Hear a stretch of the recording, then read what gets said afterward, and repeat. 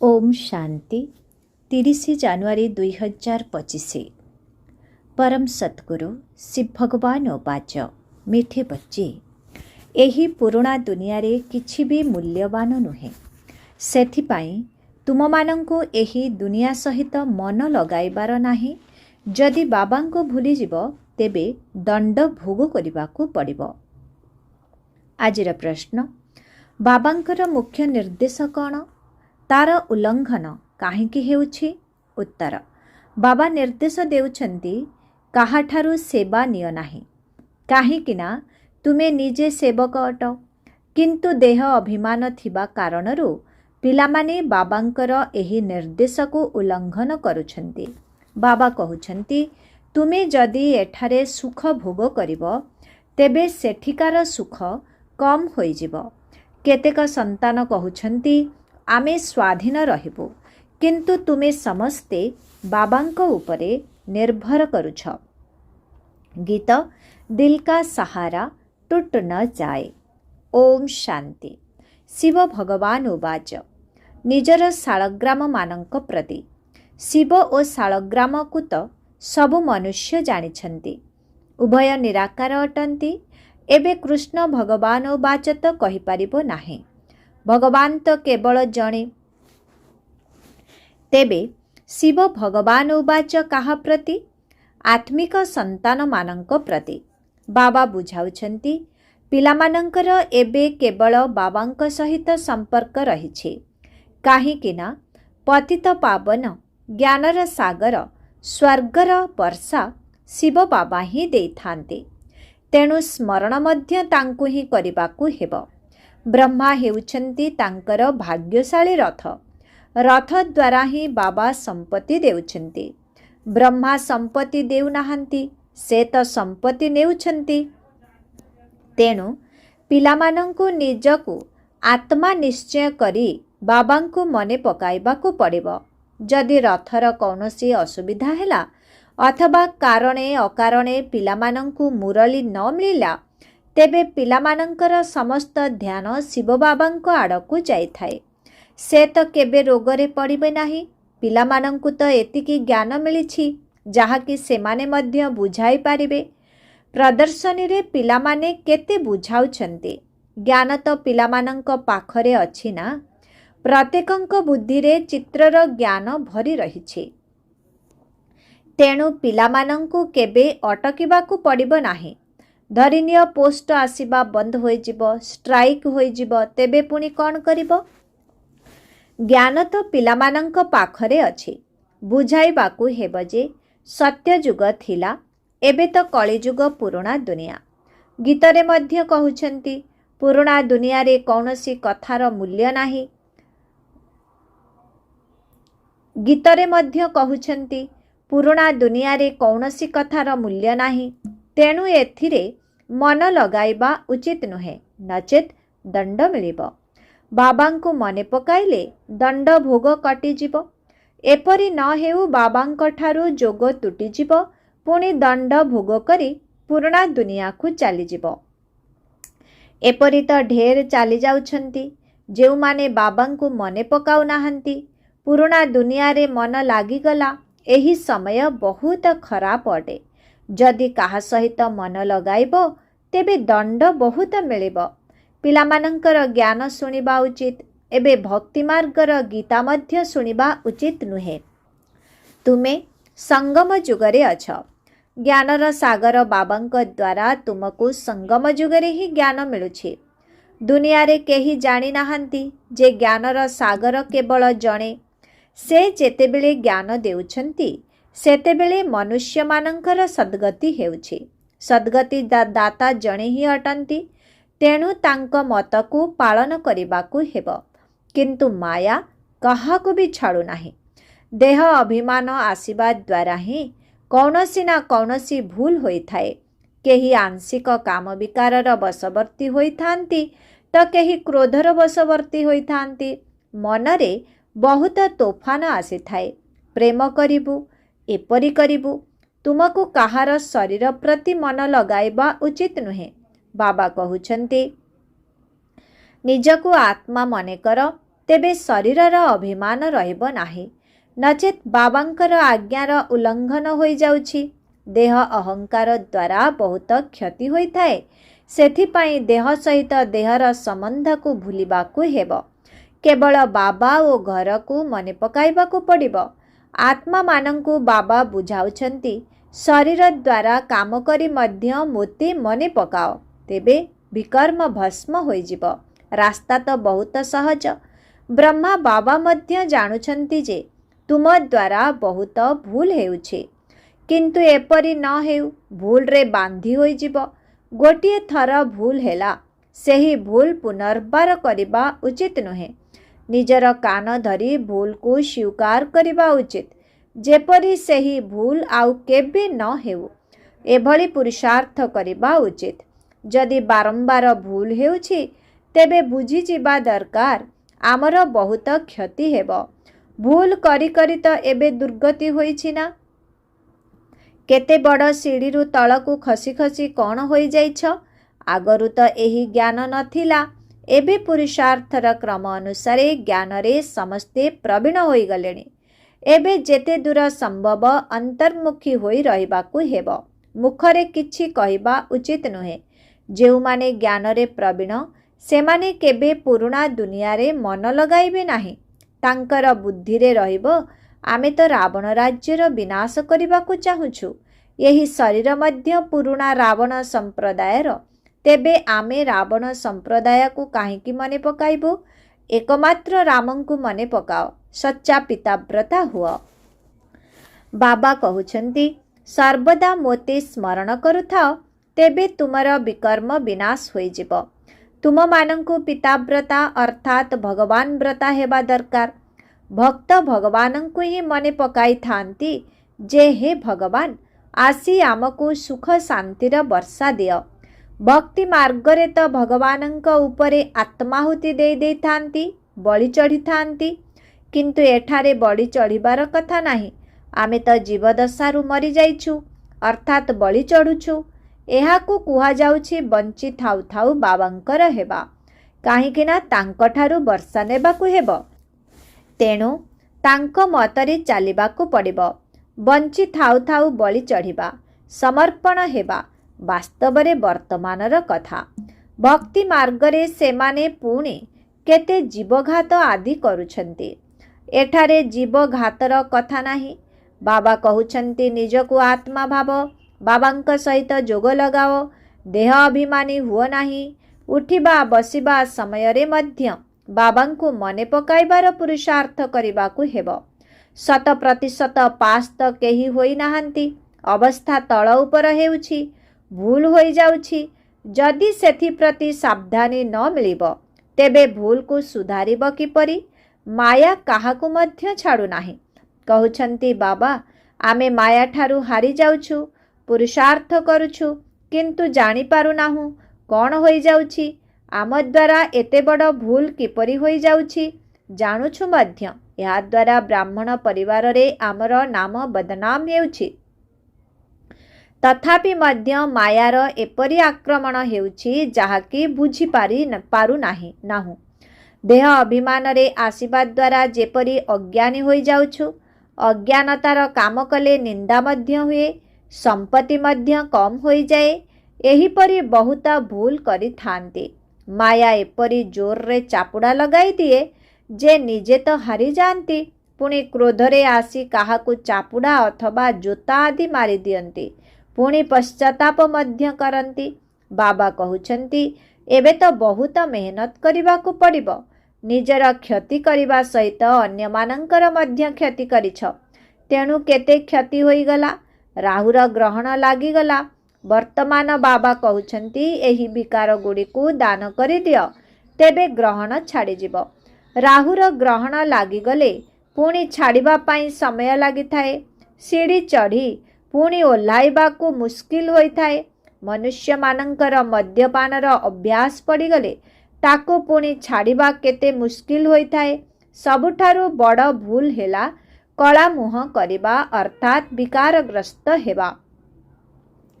बारंबार केवल शरीर मने पड़ी थाए, पुणी पिला हेला परे तांको कथा मने पड़े।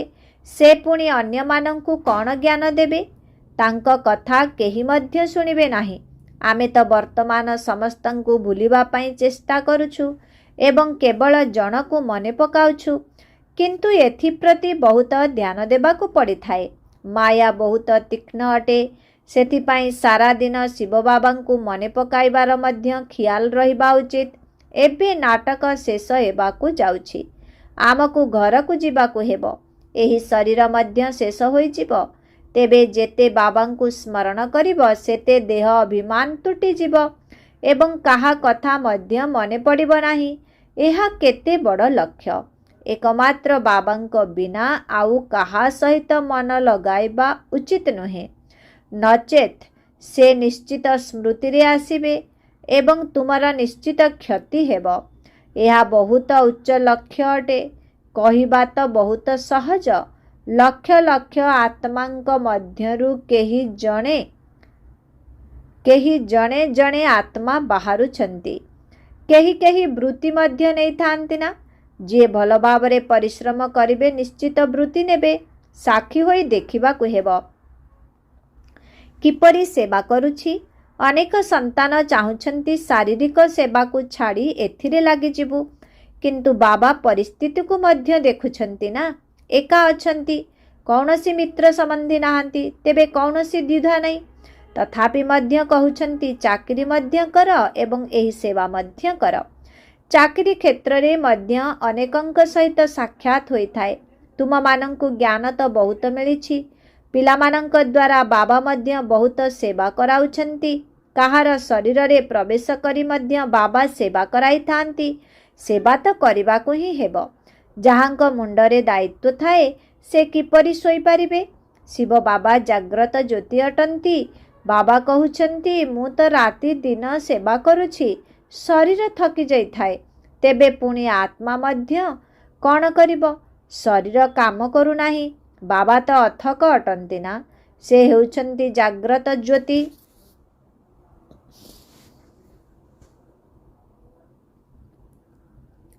सारा दुनिया को जाग्रत करुछंती।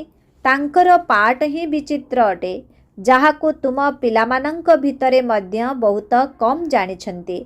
बाबा कालर काल अटंती। तांको आज्ञा न मानिले धर्मराजंक ठारू ठेंगा माड़ खाइबो। बाबांकर मुख्य निर्देश हेउछि काहाठारू सेवा नियो नाही, किंतु देह अभिमान रे आसी बाबांको आज्ञार उल्लंघन करुछंती। बाबा कहउछंती तुमे निजे सेवक अट। जदि एठारे सुख भोग करिबो तेबे सेठारे कम होई जिवो। अभ्यास होई गले पुणी सेवक बिना रही पारिबे नाही। अनेक कहउछंती वामे स्वाधीन रहिबु, किंतु बाबा कहउछंती निर्भरशील हेबा मध्य भल। एबे तुमे समस्ते बाबांक उपरे निर्भर करुछ। जदि स्वाधीन रहिले तळकु खसी जाई थांती। तुमे समस्ते मध्य शिव बाबांक उपरे निर्भर करुछ ना। सारा दुनिया तांको उपरे निर्भर करुछि। सेथिपाई तो कहउछंती हे पतित पावन आस, तांको ठारू ही सुख शांति मिलुछि, किंतु एकथा केही तो बुझु नाहंती। यही भक्ति मार्गर समय को मध्य अतिक्रम करिबाकु हेबो। रात्रि पूरा हेले बाबा आसुचंती। एथिरे गोटिए सेकेंड रे मध्य फरक पड़ी पारिबो नाही। बाबा कहउछंती मु एही ड्रामा को जानिछि। ड्रामार आदि मध्य अंत को आउ केही जानि नाहंती। सत्य जुगरु आरंभ करी एही ज्ञान प्राय लोप होई जाइछि। एबे तुमे रचयिता और रचनार आदि मध्य अंत को जानुछ। एहा को ही ज्ञान कुहा जाउछि। बाकी सबु हेउछि भक्ति। बाबांकु ज्ञानर सागर कुहा जाउछि। एबे आमकु सेही ज्ञान मिलुछि। तेणु पिलामानंक भितरे बहुत आग्रह रहिबा उचित। परंतु एक कथा मध्य बुझुछंती जे राजधानी स्थापन हेउछि। केही तो प्रजारे मध्य साधारण चाकर बाकर हेबे। सेथिपाई टिकिए हेले मध्य ज्ञान बुझी पारु नाहंती। एहा मध्य आश्चर्य अटे ना। ज्ञान तो बहुत सहज। 84 जन्मर चक्र एबे पूरा हेबाकु जाउछि। एबे निज घर को जिबाकु हेबो। आमे ड्रामार मुख्य अभिनेता अटु। एबे आमे सारा ड्रामा को जानी सारिछु। सारा ड्रामा रे आमे ही हीरो हिरोइन रो पार्टधारी अटु। एहा केते सहज, किंतु जदि भाग्ୟରେ ନାହିଁ तेबे पुरुषार्थ मध्य करिबे नाही। पाठ पढ़ारे एपरी होइथाए, केही पुणी फेल होई जाती, पुणी केते बड़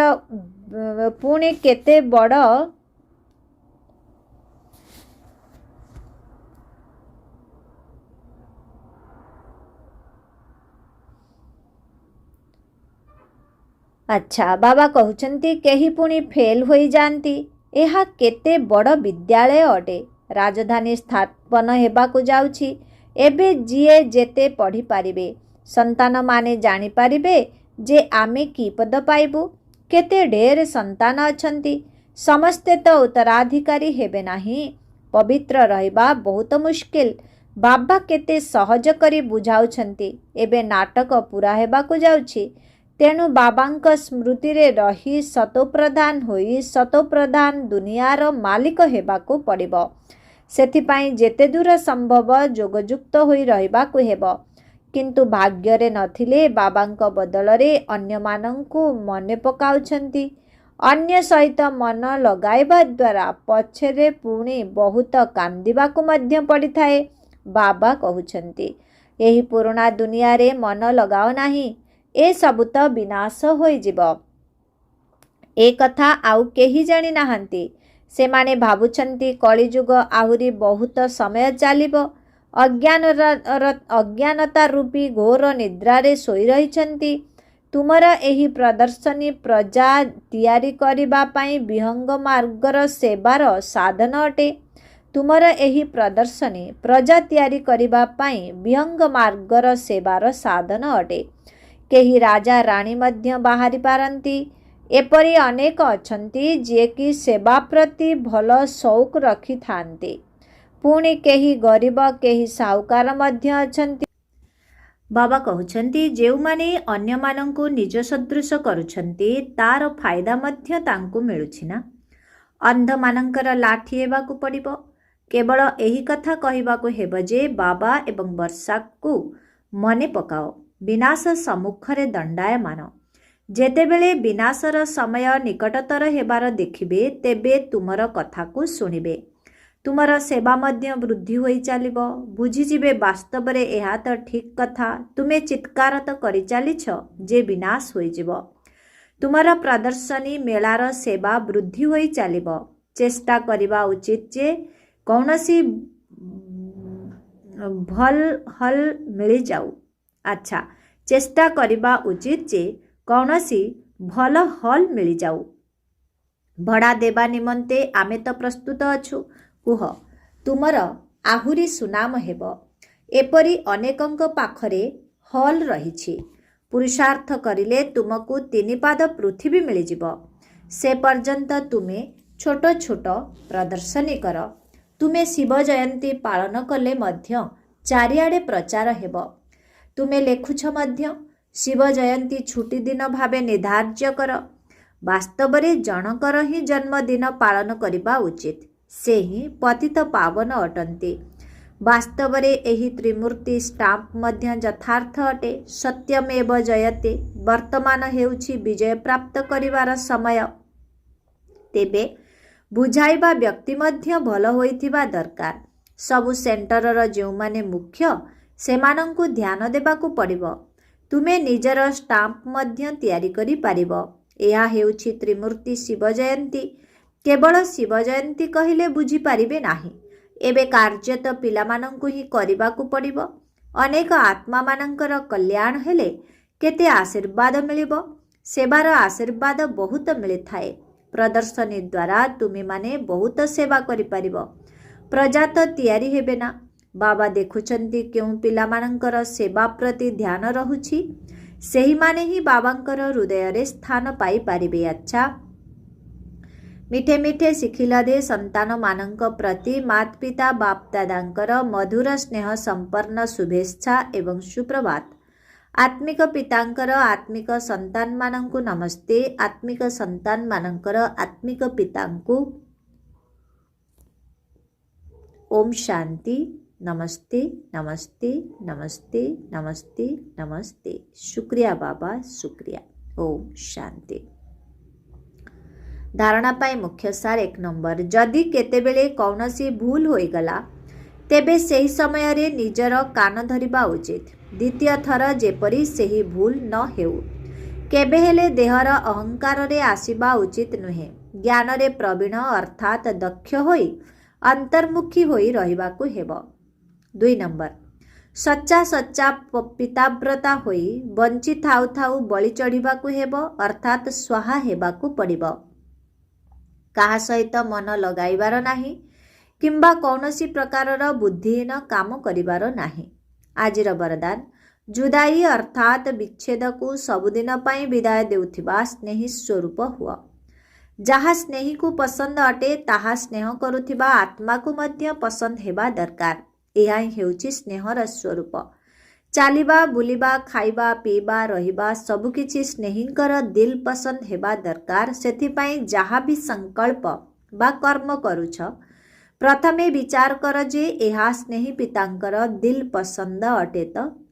जदि एही भली सच्चा स्नेही होई जिवो तेबे निरंतर जोगी सहज जोगी होई जिवो। जदि स्नेही स्वरूप को समान स्वरूप रे परिवर्तन करिदेव तेबे अमर भवर वरदान मिली जिवो एवं जुदाई को सदाकाल पाई विदाय मिली जिवो। आजिर स्लोगन स्वभाव को सरल कर एवं पुरुषार्थ प्रति ध्यान दियो। स्वभाव को सरल कर एवं पुरुषार्थ प्रति ध्यान दियो। अव्यक्त इशारा निजर शक्तिशाली संकल्प द्वारा सूक्ष्म शक्ति प्रदान करिबार सेवा कर। 30 नंबर जेपरी बीज मध्यरे सारा वृक्षटी समाहित होई रही थाए सेही भली तुमर संकल्प रूपी बीजरे सारा वृक्षर विस्तार समाहित होई जाऊ तेबे जाई हलचल समाप्त हेबो।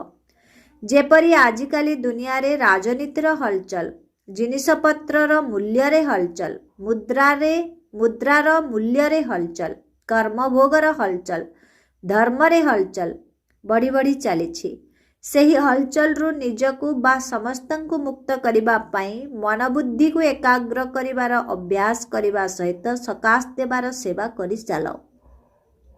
ओम शांति।